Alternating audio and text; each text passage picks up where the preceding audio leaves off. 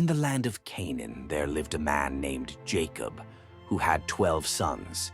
Among them was Joseph, the firstborn of his beloved wife Rachel. Jacob loved Joseph more than his other sons and gave him a magnificent coat of many colors.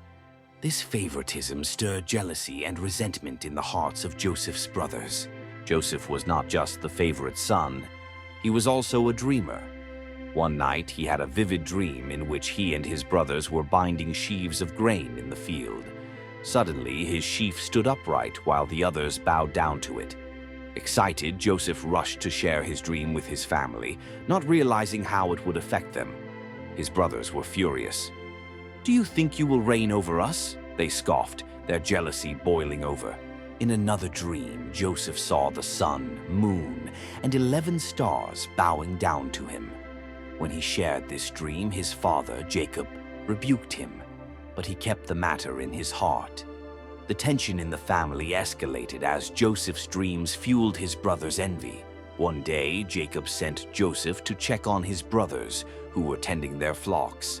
As Joseph approached, his brothers plotted against him. "Here comes the dreamer," they sneered. In a moment of rage, they stripped him of his colorful coat and threw him into a dry well, planning to leave him there to die.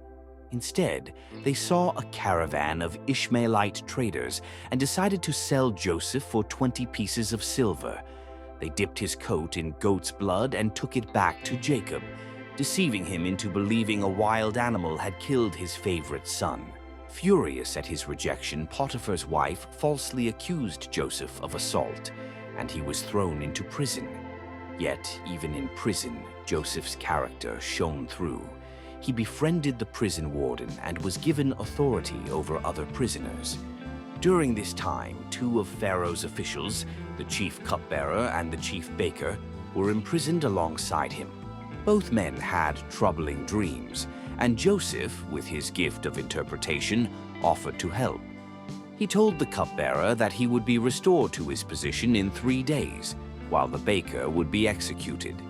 Joseph asked the cupbearer to remember him when he returned to Pharaoh, but once the cupbearer was released, he forgot about Joseph for 2 long years. At last, Pharaoh had a series of disturbing dreams that none of his advisors could interpret. The cupbearer finally remembered Joseph and told Pharaoh about him. Joseph was quickly summoned from prison. He interpreted Pharaoh's dreams, revealing a future of 7 years of abundance followed by 7 years of famine.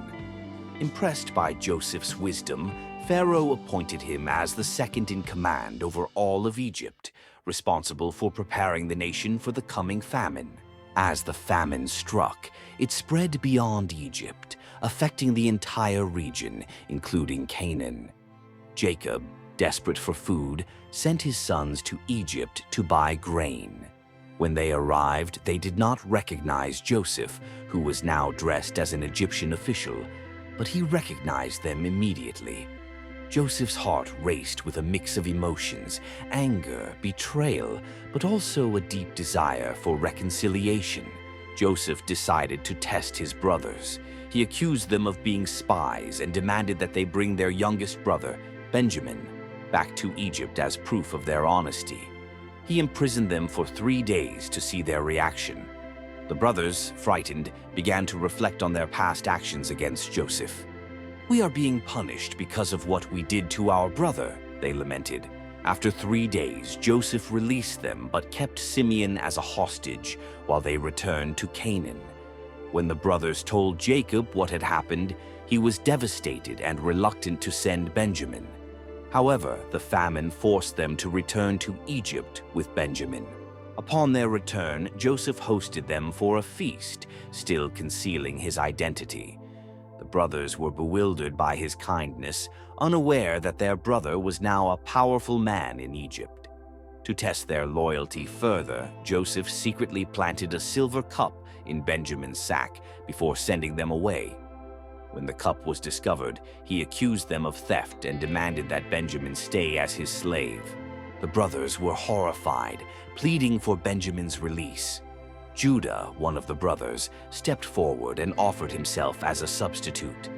"Take me instead of Benjamin," he said. "Our father's heart would break if we return without him." Joseph was moved by their change of heart and could no longer contain himself. He revealed his identity with a loud voice, saying, "I am Joseph. Is my father still alive?" The brothers stood in shock, paralyzed by fear. But Joseph reassured them, "Do not be afraid.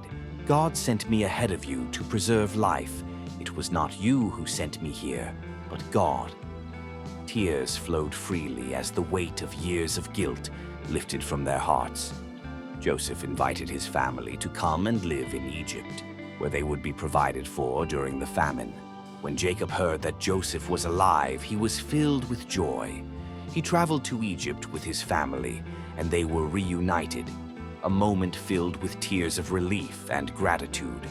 Joseph's heart swelled with happiness as he embraced his father and brothers, realizing that through all the pain, God had orchestrated this reunion. Years later, as Jacob lay on his deathbed, he blessed each of his sons, acknowledging the roles they would play in the future of their people. Joseph's faithfulness and ability to forgive became a legacy for his family. When Joseph died, he made his brothers promise to carry his bones back to Canaan when God delivered them from Egypt. Joseph's story is a testament to the power of forgiveness, resilience in the face of adversity, and the divine plan that can turn betrayal into blessing.